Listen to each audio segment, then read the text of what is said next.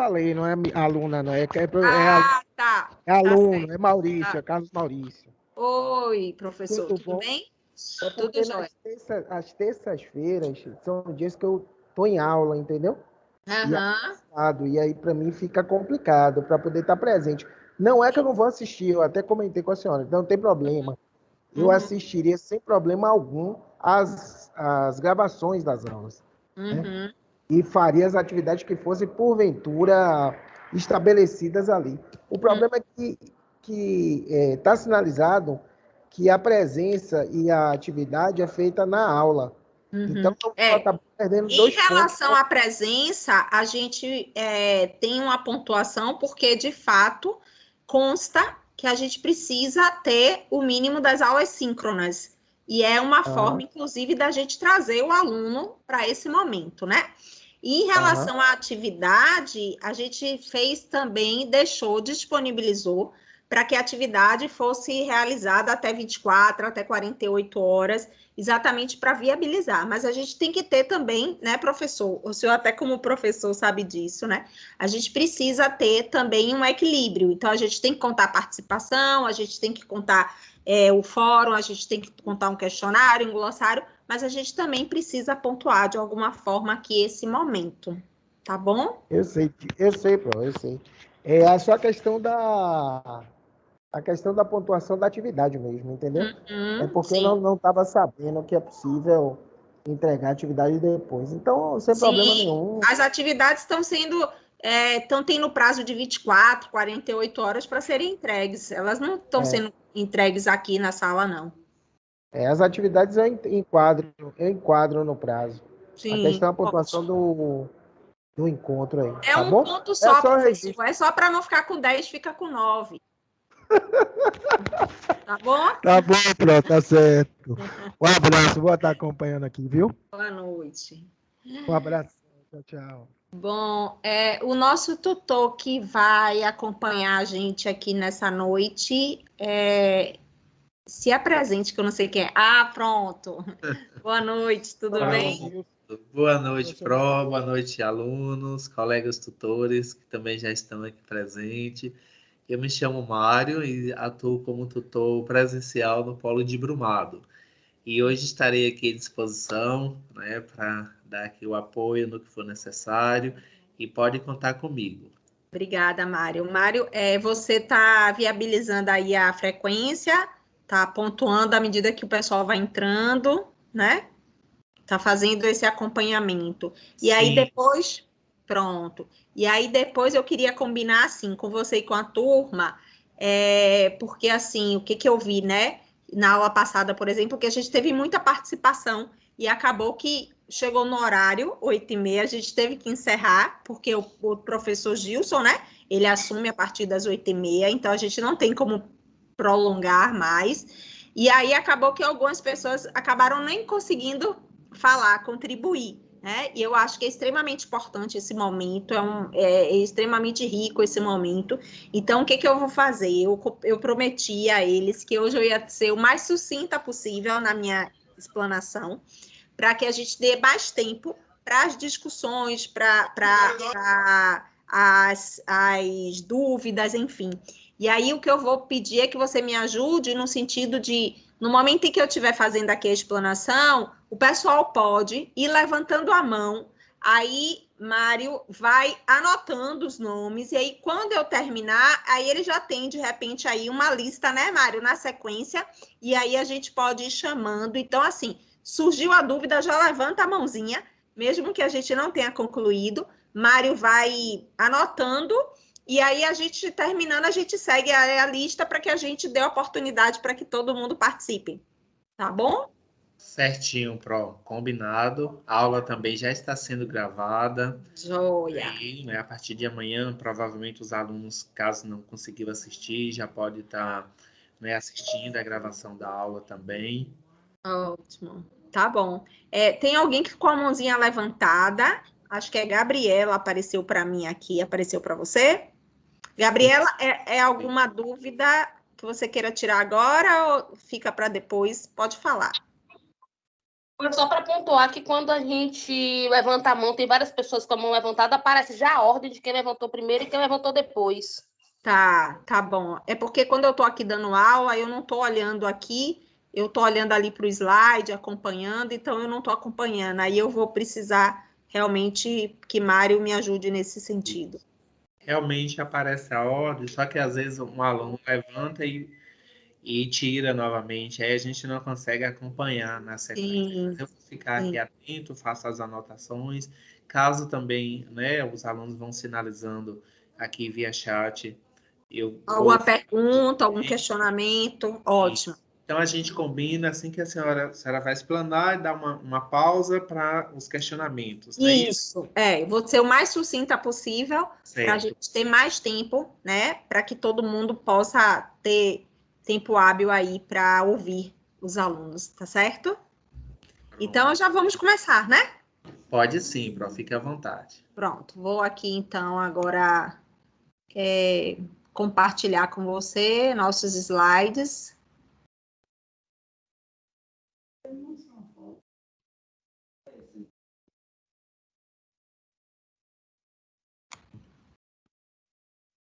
Inclusive, só vou te dizer para você me ajudar aí na hora que aparecer para você, por favor, tá? Certo. Aqui já apareceu. Apareceu para todo mundo. Agora já está com tela cheia também. Pronto. Tem alguém que ainda não está vendo o slide?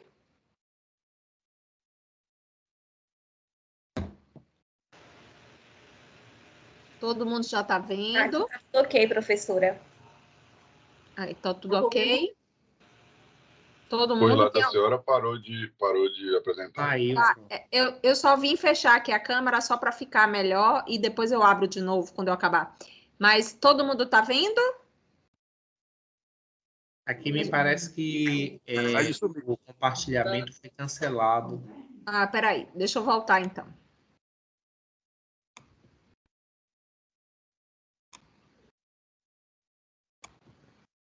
E agora? Agora retornou. Agora Isso, agora está ok. Agora sim. Pronto. Então vamos iniciar, né? Hoje a gente vai falar sobre a administração sistêmica. Na aula passada. Gente, um minutinho aqui, deixa eu só fechar a janela, começou a chover aqui. Só um minuto, peraí.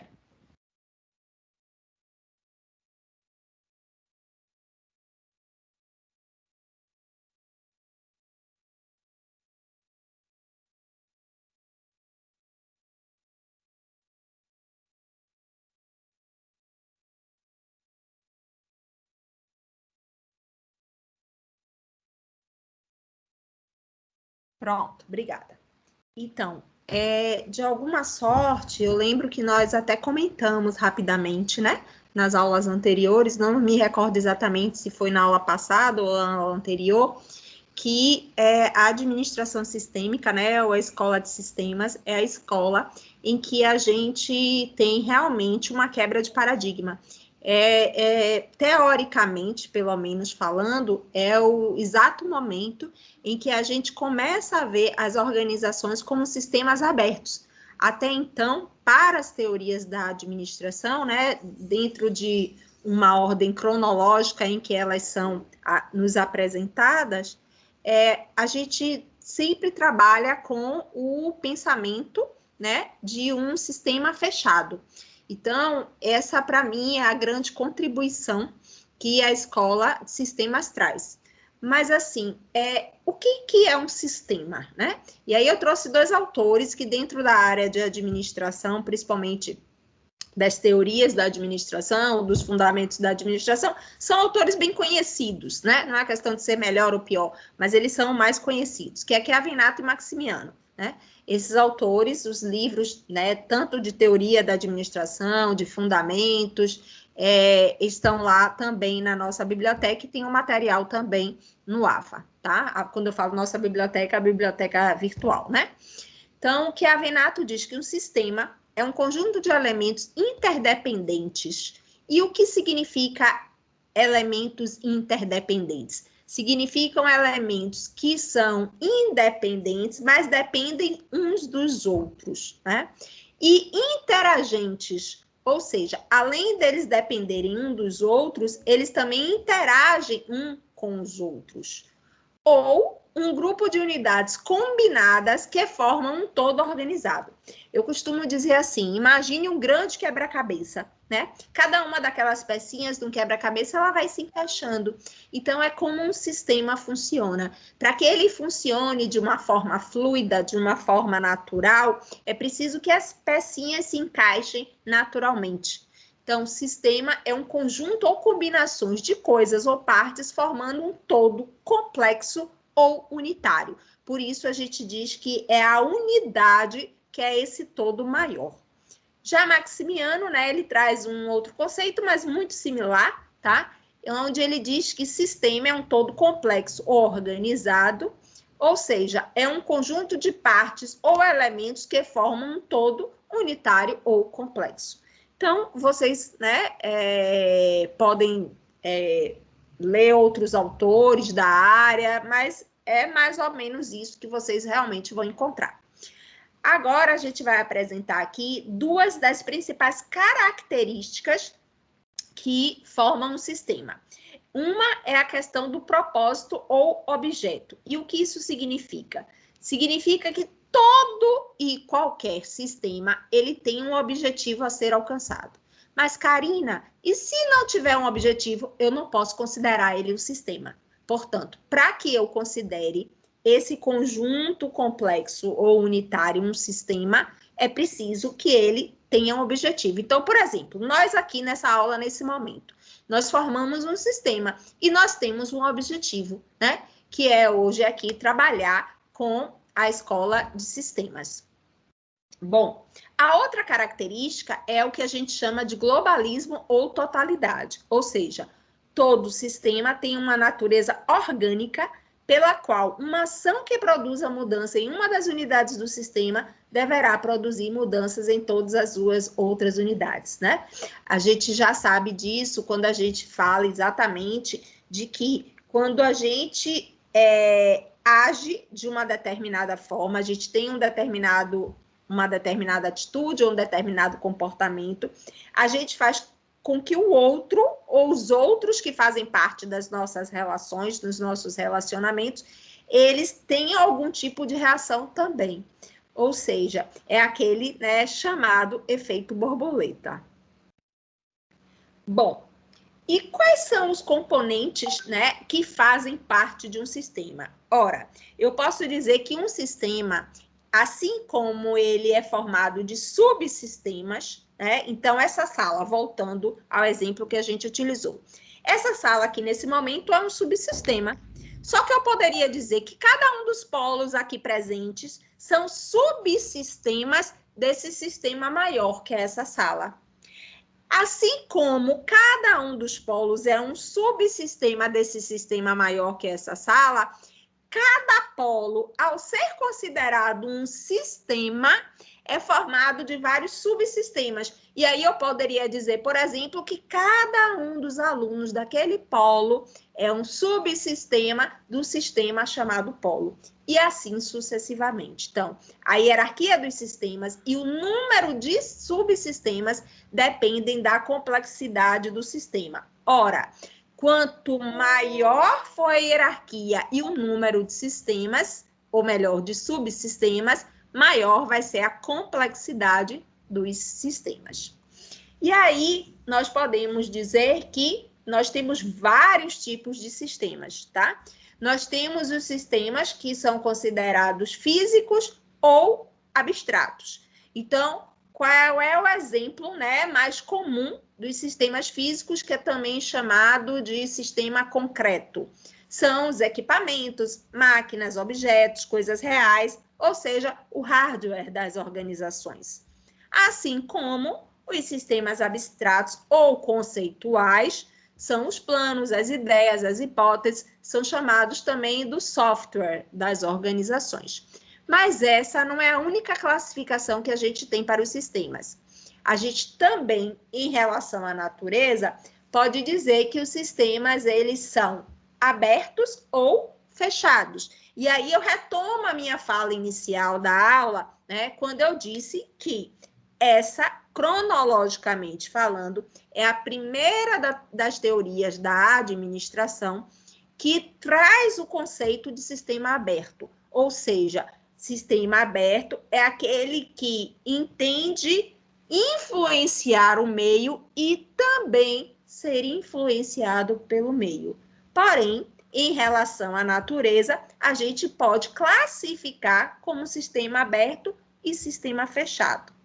Se você me perguntar assim, Karina, na prática, para você, existe sistema fechado? Para mim, Karina, na prática não existe. Para mim, Karina, na prática só existe só existe sistema aberto. E você disser assim, mas na organização que eu trabalho, é uma organização extremamente fechada, onde ela não ouve os funcionários, ela não ouve os clientes, ela não aceita ideias, críticas, sugestões. Então, essa não seria um exemplo de um sistema fechado? E aí eu vou dizer assim, olha, ela pode não ouvir, mas ela vai sofrer a influência. E qual é a influência? Ela perder um cliente quando ela não ouve esse cliente. Ela perder um talento quando ela não ouve esse empregado, esse funcionário, esse colaborador. Então, mesmo que não a interação, né, não seja desejável, ela não seja oficial, ela é oficiosa, né? Ela existe na prática. Então, sistema fechado é aquele que não recebe influência do meio e não influencia o meio. Então, para mim, não existe esse sistema fechado. Já que sistema aberto é aquele que troca matéria e energia regularmente com o meio ambiente. Então, eles são adaptativos para sobreviverem, reajustando-se constantemente às condições do meio. Então, são sistemas abertos, são sistemas que estão ali em harmonia com o meio, buscando reequilibrar-se toda vez que existe uma mudança. Existe uma alteração de uma variável, alteração de um elemento. E isso pode ser de fora para dentro ou de dentro para fora. Ou seja, tanto a organização, o sistema organizacional influencia o meio, assim como o meio também influencia a organização. Então, quando uma organização ela faz uma pesquisa de mercado para saber qual é o novo desejo, né? Quais são os desejos, os interesses das pessoas, dos consumidores ou dos potenciais, né, clientes, ela está buscando de fora algo para influenciar o seu processo produtivo. A decisão de como ela vai produzir, do que ela vai produzir, em que quantidade, como ela vai oferecer, enfim. Assim como, de repente, quando ela cria um novo produto ou um novo serviço, e aí ela faz uma propaganda, uma publicidade, traz isso para a gente, cria aí essa necessidade, esse desejo, essa vontade da gente consumir, ela está fazendo isso de dentro para fora. Ela está influenciando o meio. Bom, nós podemos dizer... Desculpa, peraí, passei sem querer. Bom, nós podemos dizer que existem alguns parâmetros que delimitam os sistemas. Então, eu posso dizer que todo sistema tem uma entrada, que é também chamado de insumo ou input. E o que seria essa entrada? É o conjunto de elementos ou componentes que entram para serem processados pelo sistema. Então, por exemplo, se eu falo de uma fábrica, né? Dentro de uma fábrica, eu preciso de matéria-prima, eu preciso de capital financeiro, capital intelectual, eu preciso de máquinas, equipamentos, instrumentos, ferramentas, eu preciso de energia, eu preciso de mão de obra, eu preciso de recursos materiais, enfim.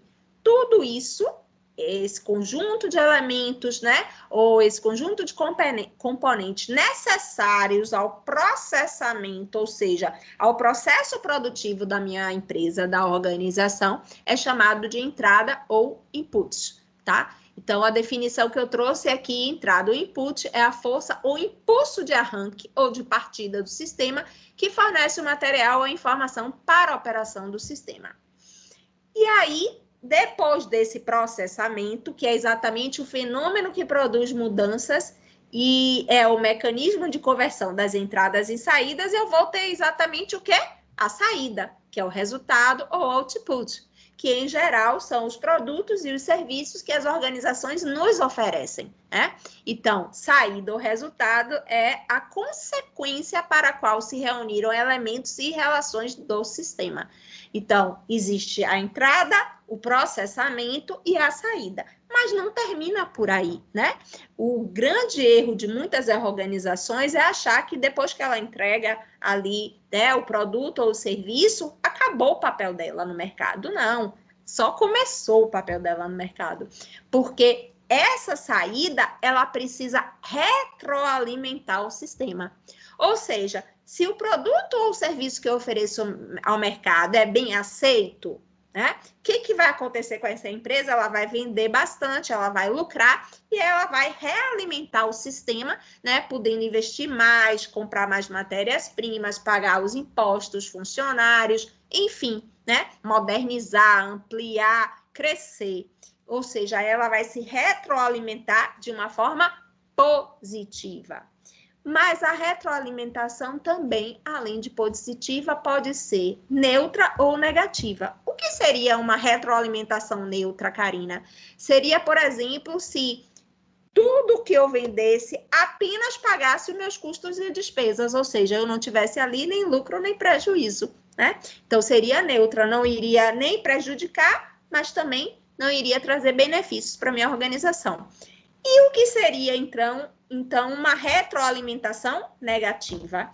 Retroalimentação negativa é aquela onde, ao oferecer meus produtos e serviços para o mercado, eu não tenho o resultado que eu gostaria, né? Eu vendo menos do que o necessário para pagar minhas despesas, meus custos, enfim, e aí eu acabo ficando no vermelho, no prejuízo. Então, em vez de eu trazer, né, esse lucro para realimentar o sistema e dar continuidade, né, sustentabilidade à organização, eu acabo, né, no longo prazo, se eu continuar dentro desse mesmo sistema, simplesmente tendo que, de repente, fechar as portas, enfim, né, exatamente por essa retroalimentação negativa. Bom, e tudo isso está dentro da onde? De um ambiente. Então, o ambiente é o meio que envolve externamente o sistema, tá? O sistema e o ambiente, eles encontram-se interrelacionados e interdependentes, porque é aquela história que eu falei, né? Aqui, se eu considerar a nossa sala como um sistema, eu vou ter cada um dos polos como subsistemas, porém, eu também posso dizer que essa sala aqui é um subsistema de um sistema maior chamado EAD, ou chamado NEB, e assim sucessivamente, ok? Bom, a organização, como eu disse para vocês desde o início da aula, né, é considerada hoje como um sistema aberto. E o que isso significa? Significa que a organização é um sistema criado pelo homem e mantém uma dinâmica de interação com o meio ambiente. E esse ambiente, ele é formado por quem? Pelos clientes, pelos fornecedores, pelos concorrentes, pelas entidades sindicais, pelos órgãos governamentais e outros agentes externos. São os chamados stakeholders. Stakeholders nada mais, nada menos é do que todos aqueles que influenciam ou são influenciados pelo sistema chamado organização. Portanto, a organização como sistema aberto também pode ser considerada um sistema integrado por diversas partes ou unidades relacionadas entre si, que trabalham em harmonia umas com as outras, com a finalidade de influenciar o meio externo e por ele ser influenciado. Bom, e quais são as características das organizações como sistemas abertos? Primeira característica, mas não a mais importante, é apenas uma questão didática, né? Que ela foi apresentada aqui, é que as organizações como sistemas abertos, eles têm um comportamento probabilístico e não determinístico. Karina, dá um exemplo prático, né? Do que você está falando aqui para a gente. Bom, um comportamento probabilístico, assim como o nome já está sugerindo, é um comportamento onde a gente tem a probabilidade de que alcance aquele resultado. Então, toda vez que a gente faz um planejamento, né? E dentro da administração, a gente sempre inicia o processo por um planejamento, a gente tem ali um objetivo, como eu falei para vocês. Para ser um sistema, precisa ter um objetivo. E aí, existe a probabilidade de que eu alcance esse objetivo. Então, todo risco, né, gerado por uma organização, ele deve ser um risco calculado. Não é aquele risco da gente se jogar de um penhasco, né, simplesmente sem paraquedas e ver no que vai dar, não. Uma organização não trabalha dessa forma.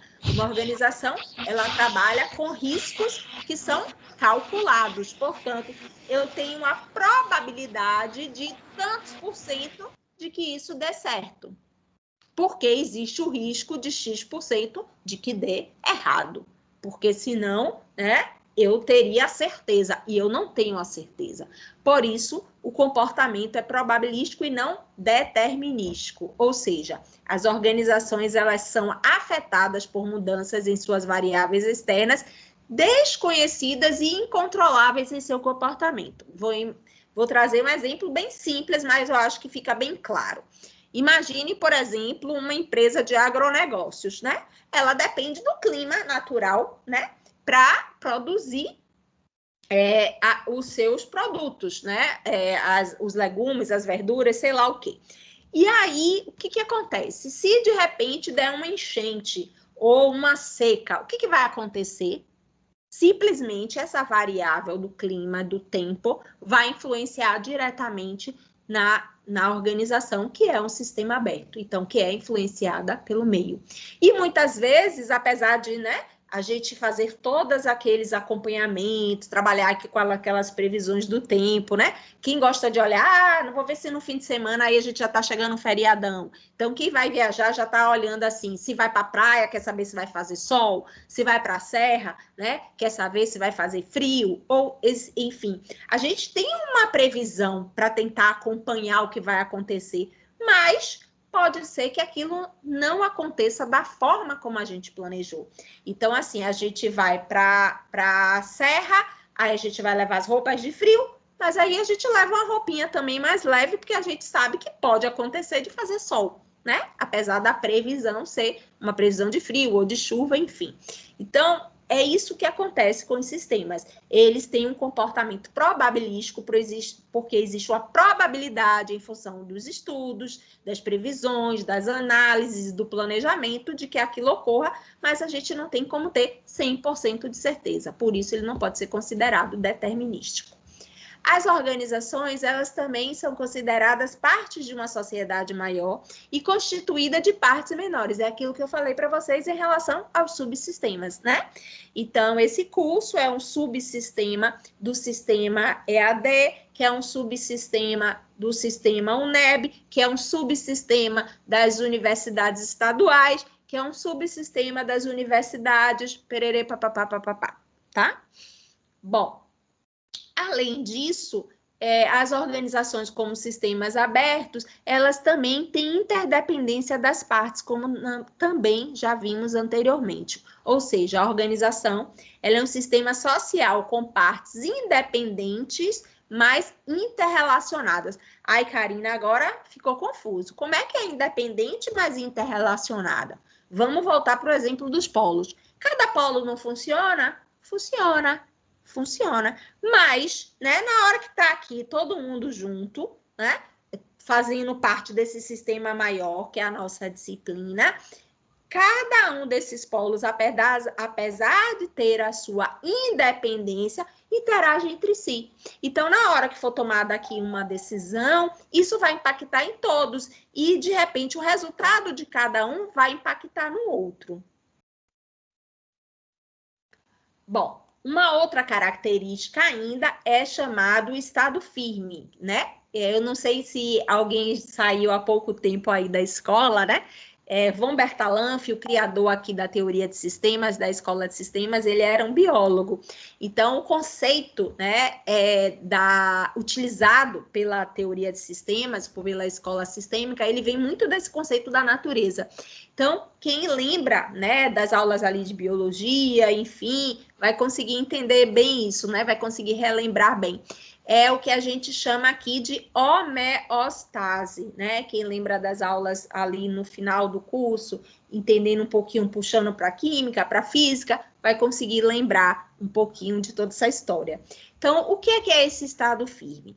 A organização, ela alcança um estado firme, ou seja, um estado de equilíbrio. Então, estado firme, para o conceito de sistemas, é um estado de equilíbrio, desculpa. E quando é que isso acontece? Quando ela satisfaz 2 requisitos. Ou seja, para ela alcançar o equilíbrio, ela tem que ter uma unidirecionalidade e tem que progredir. Karina, vamos trazer de novo para o exemplo dessa sala? Ou seja, apesar de cada um de nós aqui ter um interesse, né, ter uma necessidade, um desejo, uma vontade, enfim, diferente, porque somos diferentes, no momento em que nós estamos aqui, nós precisamos caminhar numa mesma direção, que é trabalhar hoje com essa aula da Escola de Sistemas. E essa unidirecionalidade, ou seja, todos nós trabalhando nessa direção para alcançar esse objetivo, faz com que a gente progrida. Por quê? Porque a intenção é de que a gente saia daqui hoje da aula diferente de como a gente entrou. A intenção é que a gente aprenda sobre a escola de sistema, que ou a gente não sabia, ou a gente sabia, mas não lembrava, né?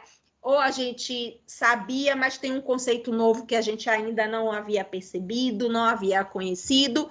Então, essa unidirecionalidade, desculpem, visa o quê? O progresso, né? Desse sistema. Bom, uma outra característica é também chamada de fronteiras ou limites, ou seja, é a linha que demarca e define o que está dentro e o que está fora do sistema ou subsistema. Essas fronteiras, elas não existem fisicamente, tá? Então, assim, quando a gente fala, mas existem os portões, né, da empresa, existe o muro, a porta, a fachada, existe. Mas como eu estou o tempo todo interagindo com o meio, essa interação ela não é barrada em função da porta ou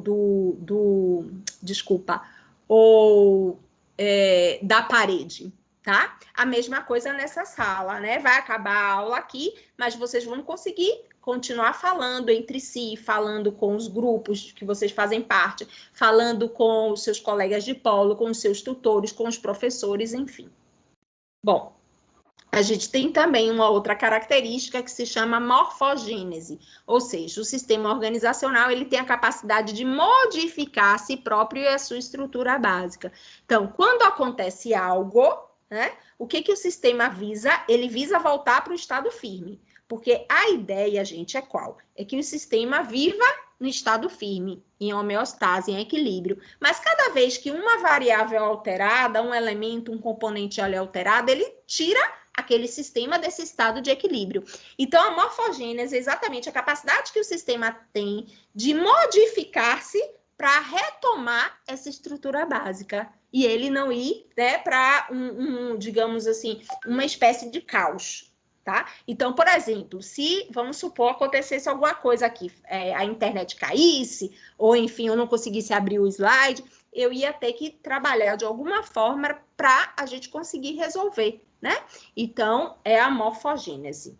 E a gente também tem a chamada resiliência, né? Que é uma palavra que está aí em voga. Todo mundo fala, eu quero ser resiliente, né? E o que é resiliência? É a capacidade de superar o distúrbio, imposto por um fenômeno externo. Então, assim, surgiu um novo concorrente. E aí, esse concorrente novo foi lá e tomou, sei lá, 30% dos meus clientes.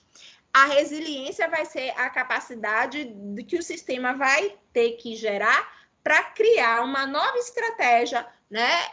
Uma nova saída, uma solução para se reerguer depois da perda desses 30% dos meus clientes. Ou seja, é a superação dos obstáculos. Bom, tentei correr aqui o máximo para dar tempo de ouvir vocês agora, tá? Então, eu concluí aqui e já me coloco à disposição. Já saiu ou ainda está compartilhando o slide? Não, né? Já saiu, professor. Pronto. Então, agora eu tô... Pronto. Foi corrido, né? Mas aí eu consegui dar um tempo maior hoje do que na aula passada, para que a gente possa ouvir vocês e construir juntos aqui.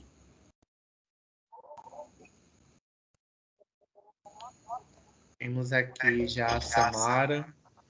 Pronto, então vai me ajudando, por favor, Mário. Mário vai chamando aí. Samara, tá aí? Boa noite, professora, tudo bem? Uhum.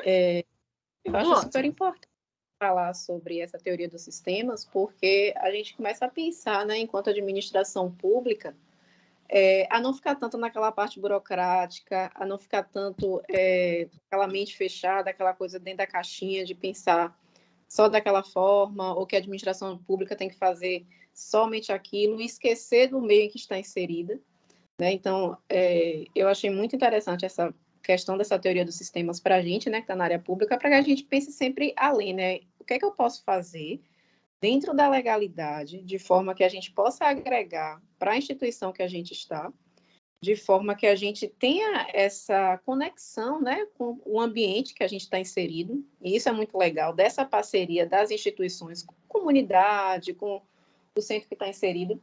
Eu trabalho em um hospital universitário, e aí a senhora falando sobre essa teoria dos sistemas, a gente começa a pensar, né, como essa interdependência e como essa sincronia, né, entre a empresa pública que eu trabalho, entre a universidade, entre a Secretaria de Saúde, entre o Ministério da Educação, entre o Ministério da Saúde, Secretaria de Saúde, Secretaria de Educação, a universidade. Então, a gente começa a perceber dessa importância, né, de diálogo com as outras instituições e a gente não se enxergar, eu sou um hospital, eu faço somente isso, só opero, faço cirurgia, faço atendimento.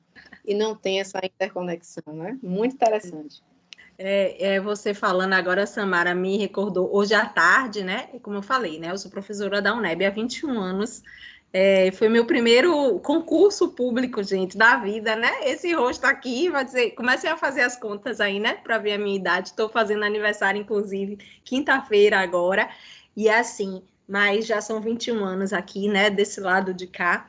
E hoje eu estava dando aula de gestão pública, né, da disciplina de gestão pública, e eu levei para os meus alunos, e hoje a gente estava falando exatamente da escola burocrática, né, a gente começou, fazendo uma revisão das escolas, né, de administração e vendo como cada escola impactou, né, na formação, né, da gestão pública, e aí hoje a gente estava falando exatamente da escola burocrática e como ela impactou. E a gente sabe realmente, como você disse, né, que todos os princípios da administração pública, eles são, de fato, importantíssimos, essenciais, fundamentais, né, para o bom funcionamento dos órgãos públicos.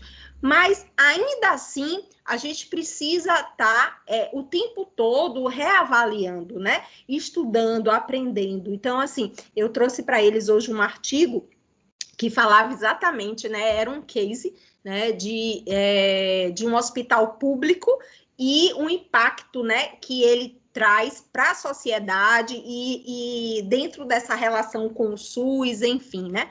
E aí os alunos saíram da aula assim, professora, assim, eu tô hoje com outra visão do que é o SUS, né? Porque a gente tem, muitas vezes, uma visão totalmente deturpada do que seja o SUS, né? Porque a ideia, principalmente, de quem não conhece, de quem, né, não conhece dos princípios da administração pública, não conhece do processo, né, dos órgãos públicos, é de que não presta, não vale nada, é uma porcaria, né? E quando, na verdade, o SUS, a gente sabe, né, que é uma referência para muitos países lá fora. Lógico que, como eu falei para eles, a gente ainda está muito distante de ter uma saúde de qualidade como a gente merece, né? Porém, mesmo assim, né, a gente vê o quanto de inovador ele traz, né? A própria pandemia no Brasil mostrou isso, né? Ai, se não fosse o SUS, como é que a gente estaria hoje, né? Então, assim, é importante a gente trabalhar essa interdependência para a gente perceber que, por serem sistemas complexos, é que a gente precisa ter essas relações muito bem afinadas, muito bem alinhadas. É por isso que a gente precisa ter processos transparentes. É por isso que a gente precisa ter uma discussão para além da política, e não estou falando daquela política, né, que a gente costuma falar no senso comum, mas de uma política que atenda às necessidades básicas da população, né? Então, de fato, assim, a gente precisa, mesmo estando em instituições públicas, entender que o mundo mudou, o ambiente mudou, e é em função disso que eu também preciso mudar. Ou seja, não adianta eu simplesmente dizer, eu sempre trabalhei dessa forma, é dessa forma e acabou.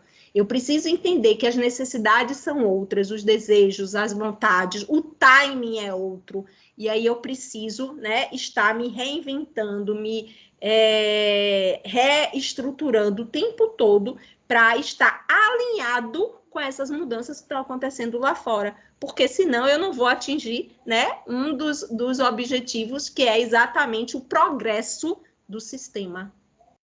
Só complementando, professor, o que a senhora disse, quando a gente fala em SUS, né, de Sistema Único de Saúde, infelizmente a gente vê falar muito mal do SUS, mas as pessoas às vezes sequer têm noção da importância que é o SUS. Então, se você chega num restaurante, ali tem a presença do SUS, porque tem a vigilância sanitária.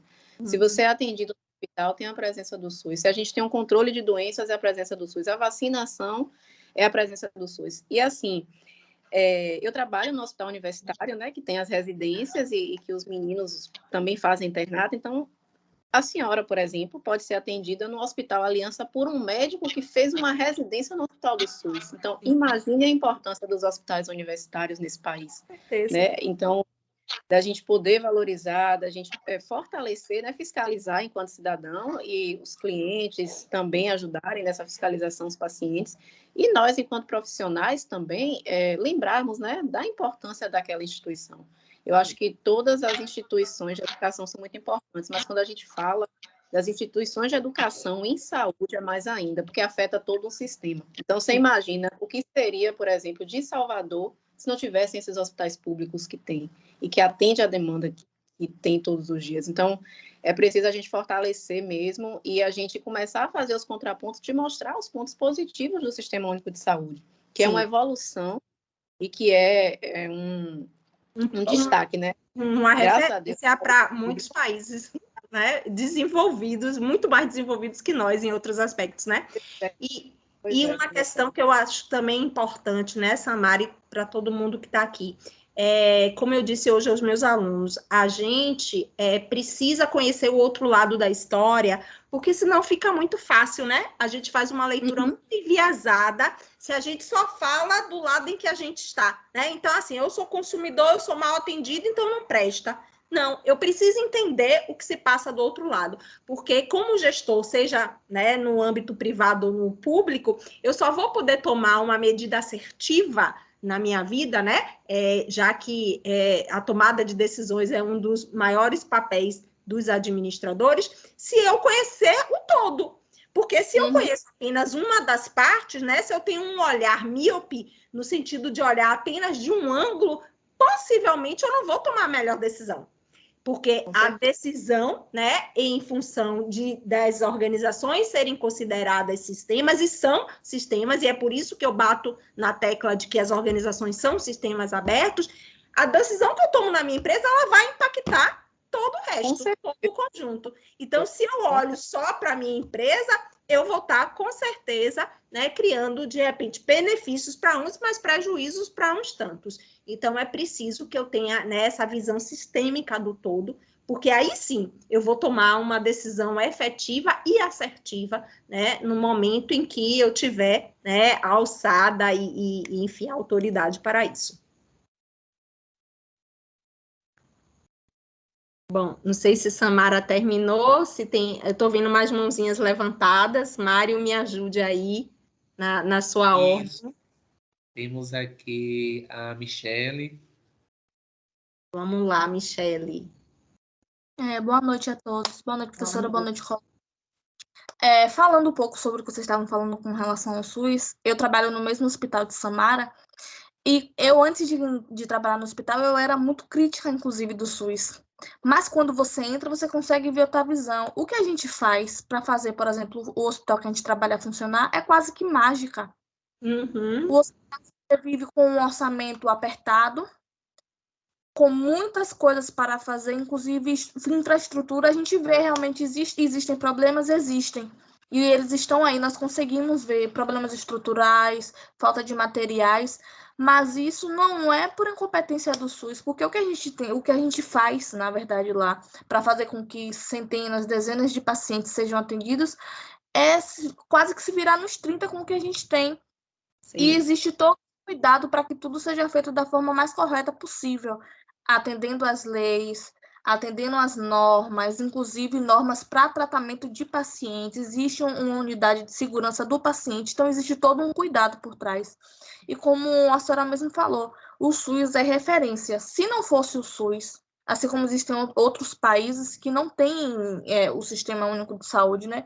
Que a saúde lá é particular, muitas pessoas não têm acesso, morrem, inclusive, sem ter acesso. Nós temos o SUS, temos acesso à saúde gratuita, inclusive muitos dos melhores profissionais de saúde estão no SUS, são formados pelo SUS, inclusive pelo próprio hospital universitário, né, que tem a residência e forma muitos profissionais. Então, assim, nós precisamos realmente defender, porque muitos, inclusive, dos que criticam o SUS são aquelas pessoas que dizem e que muitas vezes realmente não necessitam porque tem seus planos de saúde, consegue atendimento na rede privada e não necessita estar na porta do SUS ou tendo atendimento.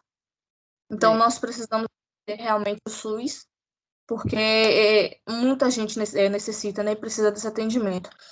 Outra coisa, a senhora falou sobre a questão dos sistemas fechados e abertos, e eu concordo com a senhora, eu acredito que não exista nenhum sistema fechado, porque não existe nenhuma organização hoje que não troque informações ou que não troque matéria com o seu ao redor, ou que não precise dela. Isso não existe. Um grande exemplo disso é que as empresas elas precisam prestar informação ao fisco, ao governo, à própria sociedade, né? Então, eu sou contadora, nós chamamos esse externo, né? Esses clientes externos como esqueci até o termo agora, usuários das informações externos. Então, por mais que as empresas, muitos tenham essa ideia de que não existe, que não precisa, que é um sistema fechado, não existe. Todas as organizações, elas são um sistema aberto, que ela, em algum momento, vai precisar, seja para fazer estudo de mercado, seja para prestar informação, seja para colaborar, seja para necessitar de uma informação. Então, como a senhora falou, são subsistemas que funcionam dentro de um sistema maior. Sim. A própria economia já é um sistema maior e todas as organizações estão dentro dela e necessitam das informações que são direcionadas para ela. Então, eu achei muito interessante a fala da senhora com relação a isso. Não sei se existe alguém que ainda acredita no sistema fechado, mas, na minha concepção, não existe, não. Sim, e aí é uma questão, quando você falou dessa troca, né, eu até anotei aqui para não passar, eu não queria te interromper, mas aí, Michele, e aí quando eu falo da energia, por exemplo, eu sou uma pessoa que eu acredito muito que tudo é energia, né, eu acredito literalmente nisso, tá? Então, assim, como que a gente vai interromper a troca de energia, né?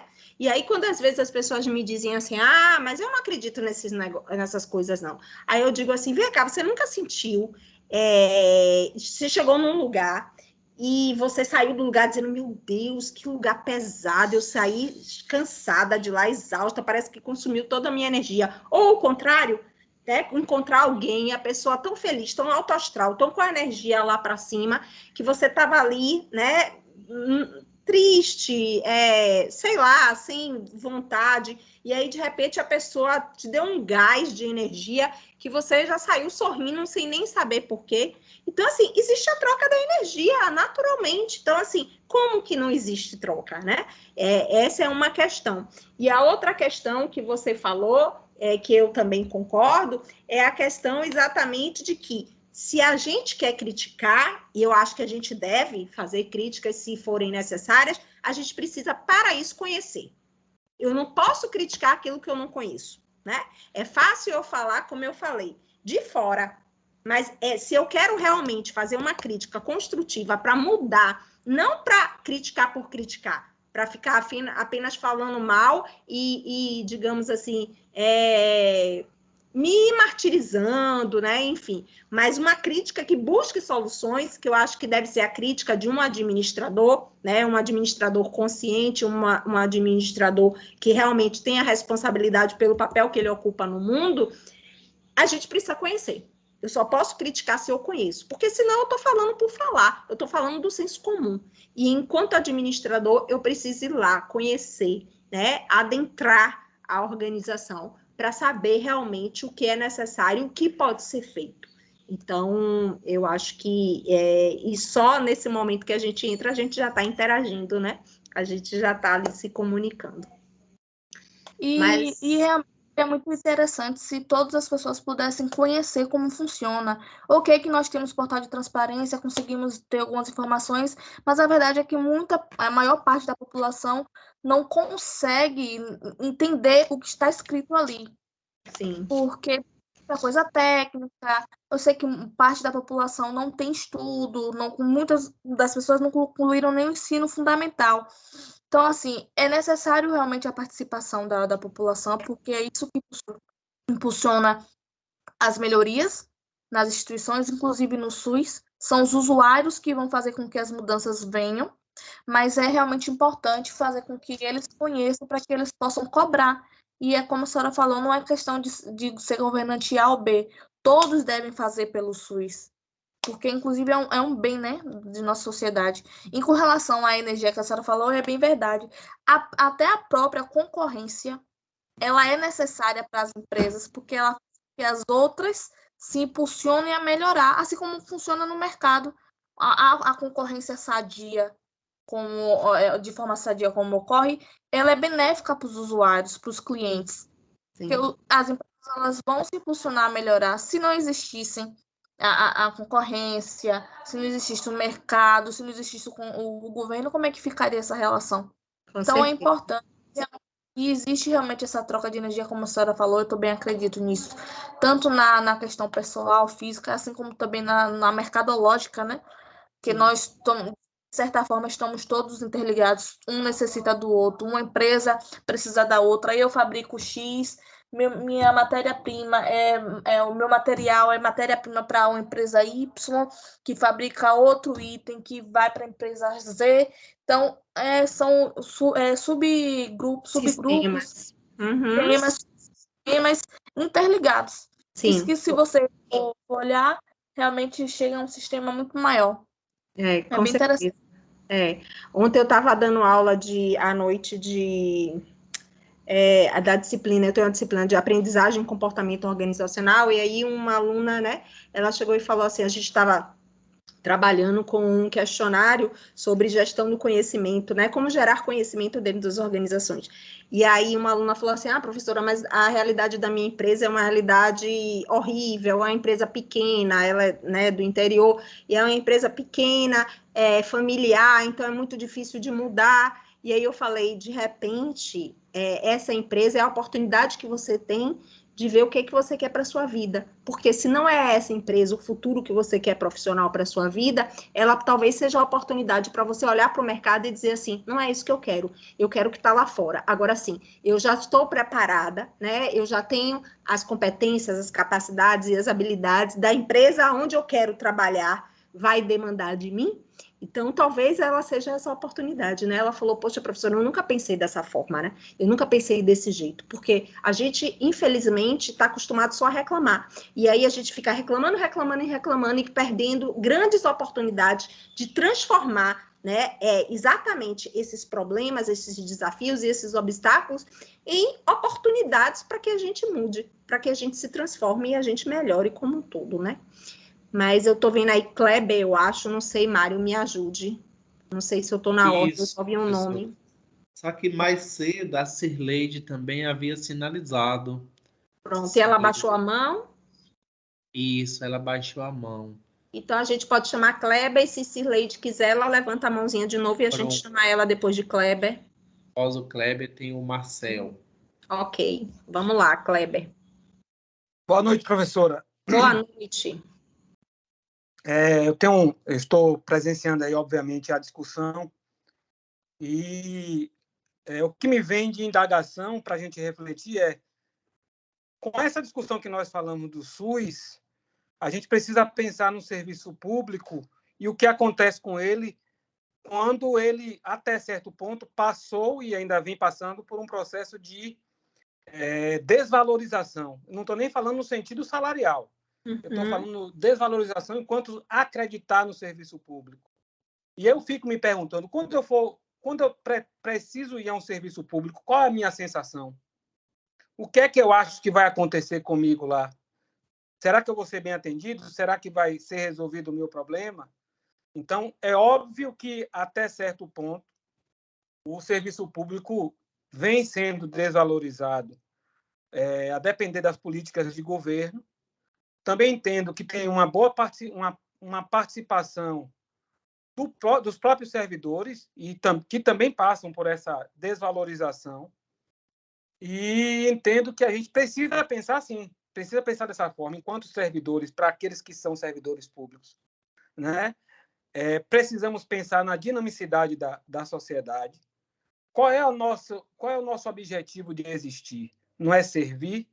Então, eu tenho que estar alinhado o tempo todo, ou pelo menos tentar estar o tempo todo acompanhando a dinamicidade de transformação da sociedade para que a gente possa prestar o melhor serviço possível. Mas é importante, nessa discussão, a gente pensar no quanto o serviço público vem passando por desvalorização, para ser desacreditado, para que a gente possa ter com outros interesses, né?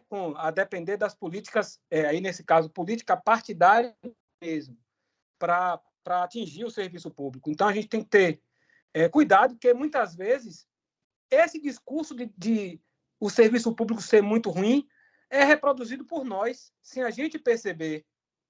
Né? A gente vai para eu sou servidor público, vou no outro serviço público e eu critico sem o mínimo conhecimento, saio falando mal e não me dou conta, muitas vezes, que eu também sou servidor público. Né? Então, é preciso a gente também se autoavaliar. Né? Claro que as contribuições dos colegas e das colegas aí são de suma importância. Obviamente que o SUS é fundamental para a gente, mas é preciso que a gente, enquanto aqueles que estão em gestão na administração pública, busquem, através das políticas de Estado, das propostas de Estado, busquem valorizar os servidores dentro das suas possibilidades e que a gente possa cada vez mais nos conscientizarmos disso. Né? Se a gente acabar contribuindo com esse processo de desconstrução, a gente acaba que também fazendo com que não sejamos valorizados pela sociedade, por nós mesmos, porque o interessante do serviço público e dos servidores é que nós somos tomadores do nosso próprio serviço. Então, o trabalhador do SUS, do serviço do Sistema Único de Saúde, além de ele estar contribuindo para a construção do SUS, ele é tomador do próprio serviço, se não através dele, através de um familiar, de um amigo, de um vizinho. E como é que a gente enxerga isso? Será que o serviço que eu estou prestando é bom? Será que eu estou fazendo tudo que eu posso, que eu realmente estou fazendo tudo que posso? Então, acho que a gente tem que dosar realmente a importância do serviço público, mas também olhar para dentro da gestão, verificar o que é que a gente pode fazer para melhorar enquanto gestores públicos, né? E fazer essa crítica de que ou a gente começa a valorizar o que a gente presta, o nosso trabalho, sendo críticos também, no sentido de perceber o que a gente precisa melhorar, para que a gente possa entender cada vez mais que o serviço público, principalmente no nosso país, é de fundamental importância, porque ajuda na diminuição das desigualdades sociais. Era só isso. Sim, perfeito.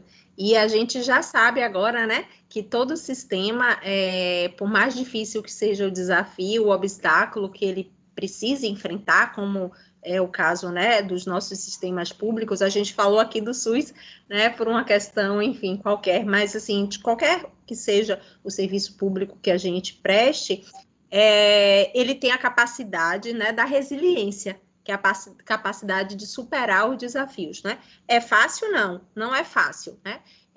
Como eu falei para vocês, eu estou há 21 anos na universidade, e aí eu estava almoçando no domingo com minha mãe, e aí eu fui falar alguma coisa, né? Eu falei, eu ganho X. Aí ela, tem 10 anos que você fala que você ganha X. Eu falei, mas o pior que é 10 anos, né? Sem um aumento de salário. Então, assim, de fato, assim, a gente precisa, enquanto servidor, entender o nosso papel no mundo, mas também olhar e ver, assim, até que ponto, né?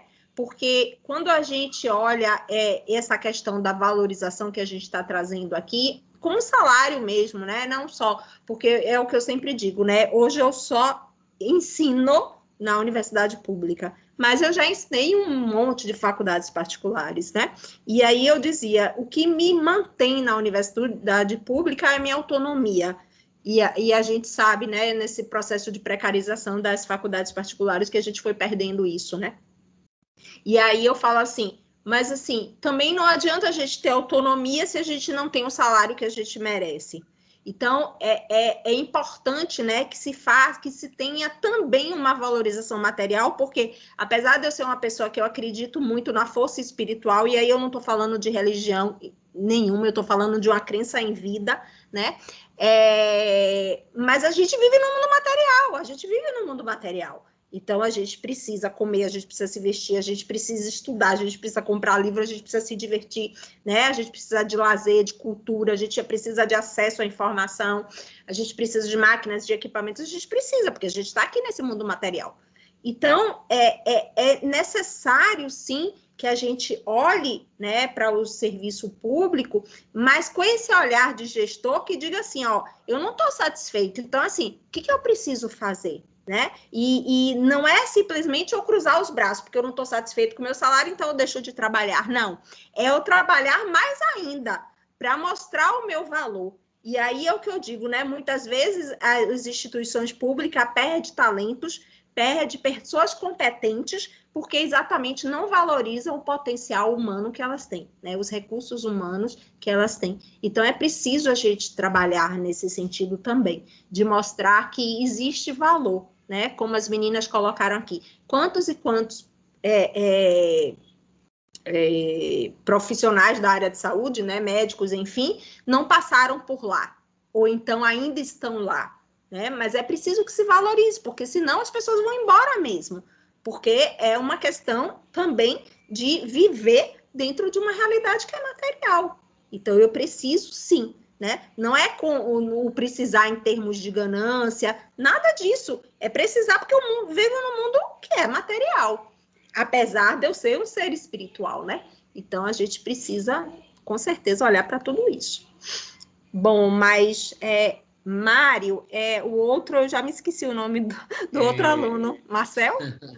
Marcel, isso. Marcel, então é isso. Boa noite, professora. Boa noite. Essa coisa de você falar e julgar sem conhecer é complicado. Eu trabalho no Tribunal de Contas do Estado e eu peguei lá um processo de uma creche numa cidade do interior.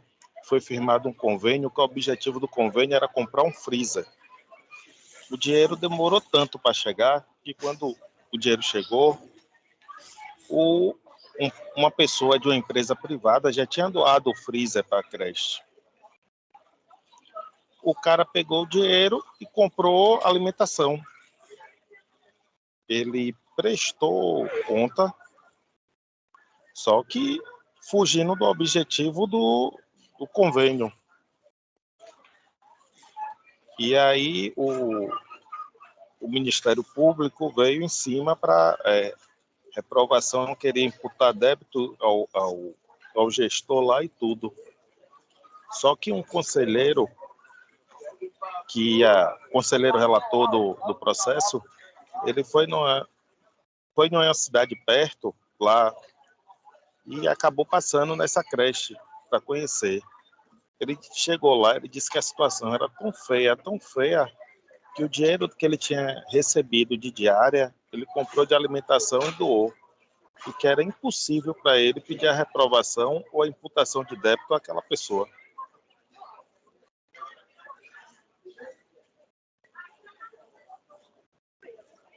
Desculpa, gente, eu estava falando com o microfone fechado, Não é porque a gente está aí na instituição pública que a gente não precisa ter empatia, né? Nos nossos relacionamentos, né? Não é porque a gente está na instituição pública que a gente tem que fazer somente aquilo que está na lei, que a gente não pode olhar o outro como ser humano antes de olhar o outro como um profissional, né? Jung sempre dizia isso, né? Na frente de uma alma humana, seja apenas uma alma humana. A gente precisa lembrar disso, porque às vezes a gente se esquece, né? E a gente esquece tanto que quando a gente se apresenta, a gente não se apresenta pelo nosso nome, a gente se apresenta pela nossa formação, né? Eu sou administradora. É a primeira coisa que a gente diz, né? E aí a gente esquece que a gente tem pai, que tem mãe, que tem filho, ou seja, que são questões muito maiores do que a nossa formação. Então, ele disse que era impossível, enquanto ser humano, ele ver o que ele viu e pedir imputação de débito para aquele gestor. É verdade. Ok, obrigada, Marcel. Tem mais alguém, Mário? Temos a Kelly e o Daniel. Depois também tem o chat, né? A gente pode deixar, talvez, as perguntas do chat para depois. Na ordem aqui temos a Kelly e depois o Daniel. Pronto, vamos lá. Kelly. Boa noite, pessoal. Boa noite. Voltando ali, eu acho importante a gente estar diferenciando aí uma questão da teoria que a gente estudou no módulo passado, né? Que é a limitação que eles tiveram, principalmente no experimento de Rotor, né? Então, essa teoria sistêmica vem justamente reforçar a questão da limitação que não pode haver nas organizações. E, principalmente hoje, né? Ainda mais hoje, com a globalização dos meios de comunicação, da interação entre países e tudo mais, a gente vê os impactos causados externamente. Todo mundo sofreu o impacto de uma pandemia, todo mundo sofreu com o impacto de uma guerra em outro país. Então, são questões que sempre vão estar interferindo nas organizações e elas devem estar preparadas, né, para isso.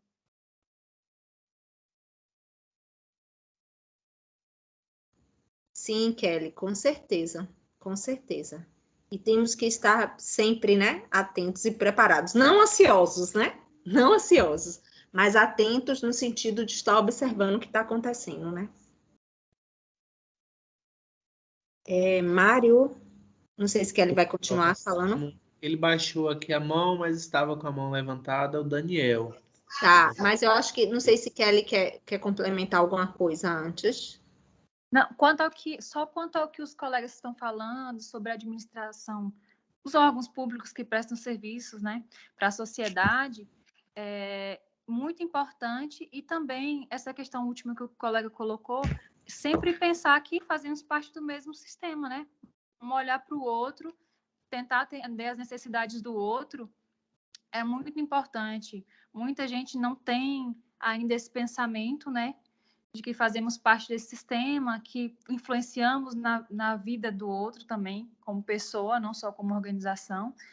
E eu acho que é isso. Obrigada, gente. Obrigada, Kelly. Reinaldo agora, Mário? Ou tem alguém na frente de Reinaldo? Seria o Daniel. Se Daniel estiver por aí. Tá. Se Daniel não tiver... Aí passamos para Reinaldo. Pronto. Então, vamos chamar Reinaldo, que já está aparecendo aí. Se Daniel tiver, a gente chama depois. Pode falar, Reinaldo. Boa noite. Está me ouvindo? Boa noite. Estamos sim. Ô, professora, eu estava desde o início acompanhando aí o debate aí sobre a questão de gestão pública, e eu sou funcionário público há 25 anos também, entendeu? Tem um bom tempo que eu estou no Estado. Eu vejo essa questão de gestão pública, para ser um gestor público, eu tenho que estar no outro lado, entendeu? Porque mesmo que meu não seja bem remunerado, que todo mundo sabe como é que está o Estado hoje, principalmente o Estado da Bahia, como é que está aí em questão de carreira, essas coisas, entendeu?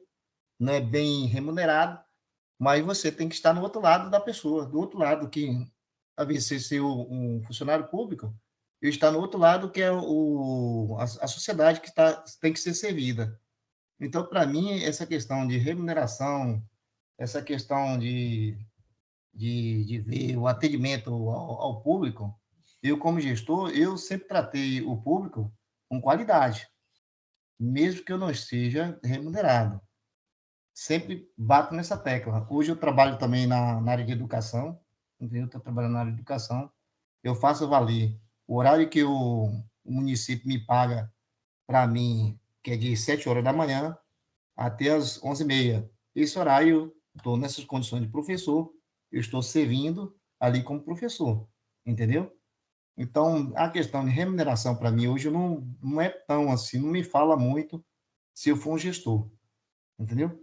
Porque se a gente for olhar a Finlândia passou na década de 70, teve um problema seríssimo na Finlândia, a questão de corrupção, essas coisas todas. Quando a sociedade despertou para esse lado e olhou com esse mesmo olhar que eu tenho, você vê que a Finlândia hoje é um país que todo mundo quer morar na Finlândia, entendeu? Isso é meu ponto de vista, como funcionário público, entendeu?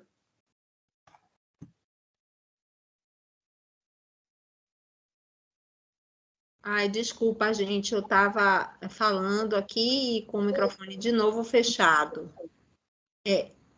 Rinaldo concluiu? Positivo, só queria deixar claro a questão foi início que a senhora citou, a questão da remuneração, que foi realmente não recebemos tão bem o tanto que a gente acha que deveria ser pago. A questão do SUS, que todo mundo critica que o SUS não rola bem, entendeu? Mas se a gente for olhar a questão do SUS hoje, é uma questão que eu vejo também com o mesmo olhar de quem citou, que é uma coisa que a sociedade tem que ter um atendimento de qualidade, mas sempre quando a gente coloca lá no lugar de funcionário do SUS, e a gente coloca como paciente, a gente vê essa diferença, entendeu? É isso que eu falo, a questão de diferença. A gente mesmo, como cidadão, que faz essa diferença. Eu, como funcionário público, eu faço a diferença. Se a senhora chegar no meu setor, eu tenho certeza, eu não conhecendo você, eu tenho certeza que vou atender, vou dar o meu 100%. Questão do Estado comigo é outra coisa, questão do município comigo é outra coisa. Eu dou meu 100%. A questão de atendimento, entendeu? Eu vou dar meu 100%. Sempre dei meu 100% onde eu trabalho. Ok? Aí eu citei a Finlândia. A Finlândia só melhorou a Finlândia quando os cidadãos decidiam dar o 100%. Pode pegar a história da Finlândia, vocês vão ver lá. Só quando a sociedade uniu e doou 100%. Hoje tem jeito para a questão pública. O cara, como gestor público, se ele pegar e tiver essa consciência que o público, ele administrar o público como uma empresa particular, porque eu tenho certeza que todos aqui que estiverem aqui no grupo aqui, tiver uma empresa, ela não quer jamais que a empresa dela fale. E a questão pública é que o pessoal pega o público e acha que é deles. Essa que é a questão. Aí o gestor público, ele pega o público e acha que é dele. Faz posse daquilo ali. E a gente tem que ter essa consciência que o público não é da gente. Eu tenho que atender a senhora 100%. Mesmo onde eu estou trabalhando na Secretaria de Segurança Pública, que eu trabalho há 20 anos na Secretaria de Segurança Pública, e estou há 2 anos como professor do município aqui, Teixeira de Freitas. Então, as 2 secretarias que eu estou, eu dou meu 100%. 100%. Sempre procurando me qualificar, no qual agora eu estou aqui, tentando me qualificar, mesmo diante de todas as dificuldades que eu tenho, entendeu? Porque eu tenho bastante coisas para fazer, para chegar ao nível, a questão salarial, porque hoje, se a gente for buscar recursos, a gente tem isso depender, só agora você falou aí. Já trabalhou nas escolas particulares, o senhor está na escola pública. A senhora sabe que a senhora estava lá captando renda, não era isso? Sim. E hoje está com o professor aqui, a senhora está dando 100% para a gente. Se a gente dá o 100%, eu cheguei uma época na UNEB para estudar. Um professor falou assim, se vocês quiserem adiantar, pode adiantar. Eu falei, não, eu estou aqui para ter aula. E quero ficar aqui da X hora a X hora. Porque eu estava lá na condição de aluno. E ele estava lá para receber na condição de professor. Ele tinha que dar o 100% do horário dele. eu dou meu 100%. Se for 7 horas, eu estou 7 horas. Se for 40 minutos, é 40 minutos que eu tenho de dar de aula. E não tem enrola. Então, eu, como funcionário público, eu dou meu 100%. Mesmo a questão salarial. Estando baixo ou alto, eu dou meu 100%. Entendeu? Eu acho, Reinaldo, assim, ó, eu concordo com você, só que eu acho que o que a gente está trazendo aqui é que todo mundo que eu acho que falou aqui também está dando 100%, inclusive eu, né? E o que a gente está falando é que mesmo a gente dando 100%, isso não significa que a gente simplesmente deve se calar em relação a não ter, né, o merecimento, seja ele em termos de valorização, de reconhecimento, ou mesmo a questão salarial. Né? Imagino que todo mundo, pelas falas que a gente ouviu hoje, está sim dando 100%. A questão é o quanto o Estado está valorizando esse 100% que a gente está dando, né? Mais até do que 100%, né? Quando a gente tem que fazer 30 em 24 horas, a gente está dando mais de 100%. É isso que eu quero referir. Aqui, estou vendo aqui, ó, no negócio tem 74 pessoas aqui dando 100%. Entendeu? E a gente tem que transmitir isso aí no local que a gente está. No dia que a gente chegar como gestor, eu quero referir a isso. No dia que eu chegar na condição de gestor, eu tenho que olhar como gestor. Que não você mais um que esteja lá.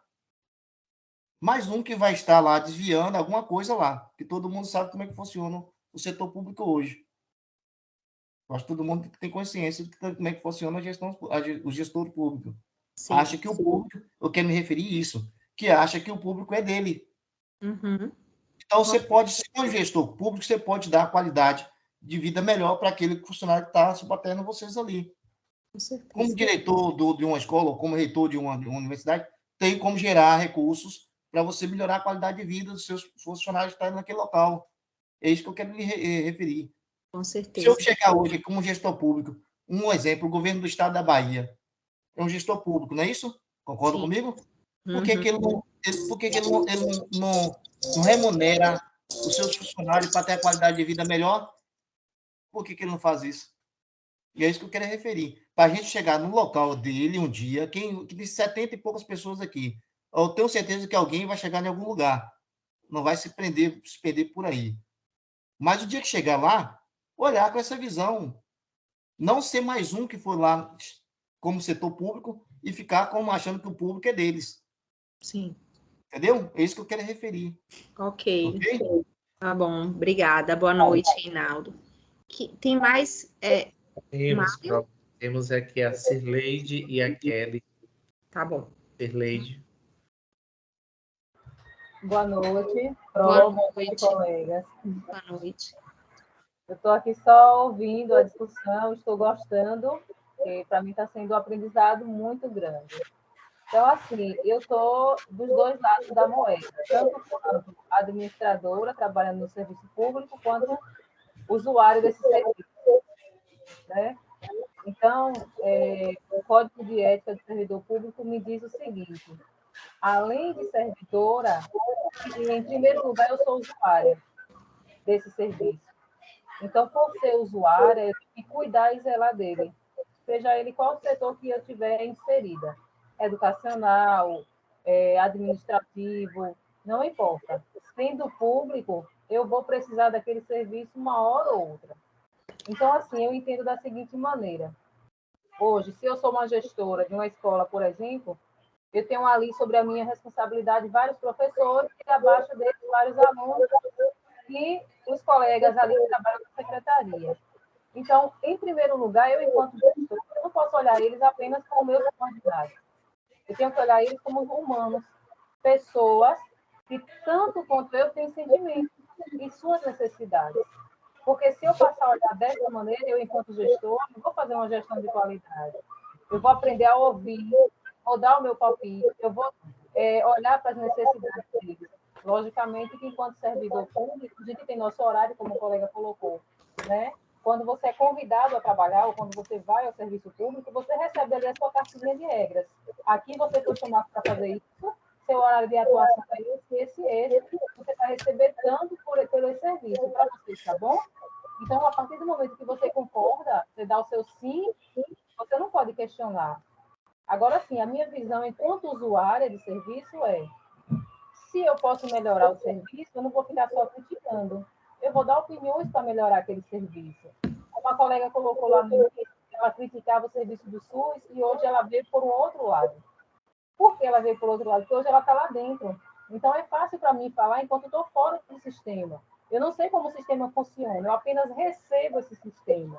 Mas se eu passar a olhar por dentro do sistema, quais são as dificuldades, quais são os empecilhos que o sistema está enfrentando para realizar aquela atividade, aquele serviço, eu vou ter uma outra visão. Então, assim, ao invés de eu reclamar, eu vou buscar meios para eu também ajudar. Eu também ser participativa desse sistema. Então, trazendo para o nosso lado, que é o foco, né, que é administração, como administrar o serviço público, como a gente ser os melhores administradores, quando eu entro numa empresa, como eu falei, eu tenho que olhar os dois lados da moeda. Eu não posso ser só administradora, e eu também não posso ser só usuária. Tenho que olhar pelos dois ângulos. Porque se eu não tiver essa visão, ou eu vou enxergar só problemas, ou eu vou enxergar só soluções, que dentro de uma empresa isso não funciona, isso é utópico. Tem os problemas e, em conjunto, a gente vai buscar as soluções, entende? Então, assim, é a minha visão e um pouco do que eu entendi da aula de hoje. Muito bom. Muito bem, obrigada. Cirleide, agora? É que eu já estou preocupada com o tempo por causa do horário do professor, que é 8h30. Quem estava falando agora foi a Cirleide, estava na ordem a Kelly, mas a Kelly saiu. Tirou a mãozinha. Ah, tá. Acho que agora nós temos o chat, pronto. Pronto, então... Vou abrir aqui o chat, tentar ir aqui no início. Uhum. Bastante perguntas. Vamos lá. Aqui do Daniel Neves, né, ele começando pela fala do Daniel, ele coloca uma dúvida. A professora poderia explicar novamente a diferença do sistema aberto para o sistema fechado no âmbito da administração pública e privada? Tá. Em qualquer que seja o âmbito, Daniel, e se ele não estiver aqui, depois ele pode ouvir, né, essa resposta, porque vai estar gravada, a aula está sendo gravada. Um sistema aberto, né, tem o seguinte conceito: ele é influenciado pelo meio, né, e sofre, ou ele é influenciado pelo meio, desculpa, e influencia o meio.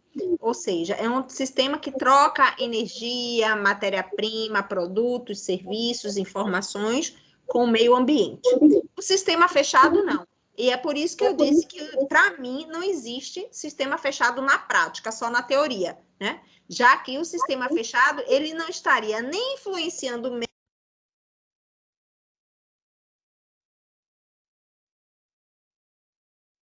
Acho que seu microfone fechou, Pro.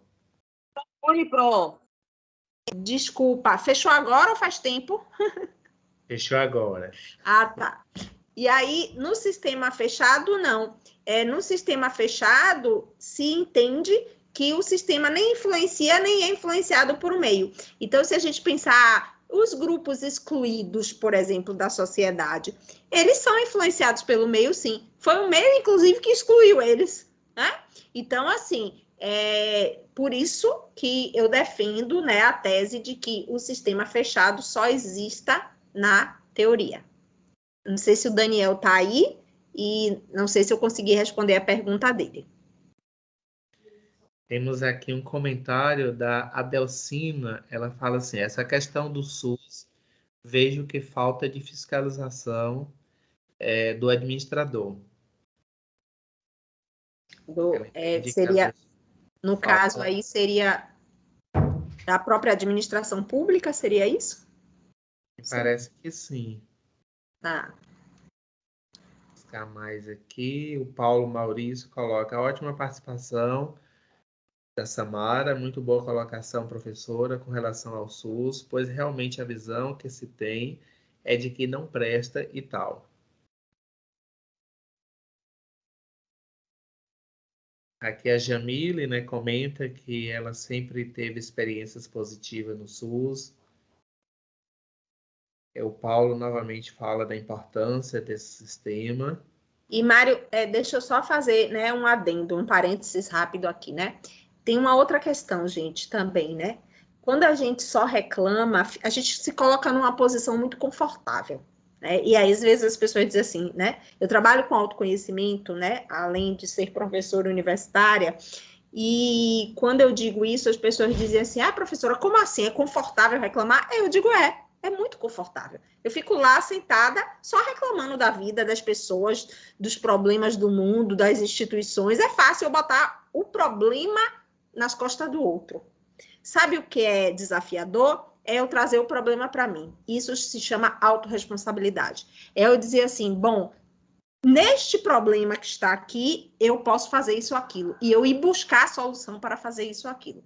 Então, assim, isso é que é sair da minha zona de conforto, né? Então, quando a gente olha só para aquelas pessoas que reclamam, elas querem estar na zona de conforto delas, que é não fazer absolutamente nada para mudar aquela realidade.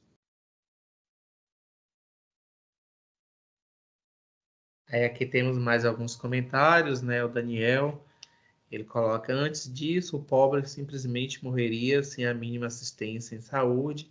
Logo após vem a Micaele, né? Seria muito bom se as pessoas vissem essa parte do SUS, não só o sistema estrutural, visse como um todo, o sistema de pessoas, não só de fora, como os que faz dentro para funcionar. E tem bastante comentários. Aqui o Daniel novamente, ele fala, o problema do SUS não é um problema do SUS, o problema está no governo federal, com o teto de gastos, né, na saúde, com os sucessivos os cortes orçamentários, que afeta o funcionamento de todos os sistemas, desde a atenção básica em saúde até os serviços de maior complexidade. Temos aqui a Delcina, ela coloca, nada e ninguém vive por si só. Em algum ponto haverá ligação, assim são esses sistemas. Perfeito, sim. Daniel faz novamente aqui um comentário, né? As empresas privadas de saúde odeiam o SUS e sempre usa sua influência para diminuir e acabar com o SUS. O que essas empresas querem? A liberdade de lucrar absurdamente em cima de nossas desgraças e nos doentes. Eu vou seguindo porque tem bastante participações. Aqui a Rosiane comenta também, né, que o SUS apresenta 3 grandes problemas estruturantes, né, no plano da organização macroeconômica, na segmentação que conduz ao dilema entre a universalização e a segmentação, no planejamento da organização microeconômica, porque parece que ela fez aqui um recorte, aí não ficou bem claro aqui as informações. A Micaele, né, que sejamos administradores e gestores atentos até os mínimos detalhes, para não cometer os mesmos erros dessa má gestão, e sim buscar sempre melhorias. Aqui o Charlie falando que ele está com dificuldade para acessar. A Rosilene, no Brasil, o direito à saúde é viabilizado por meio do Sistema Único de Saúde, um sistema universal, integral e gratuito e tristemente desvalorizado. E o Daniel comenta novamente. Tem bastante comentário, mas muito direcionado aqui para a questão do SUS, diante dessa fala.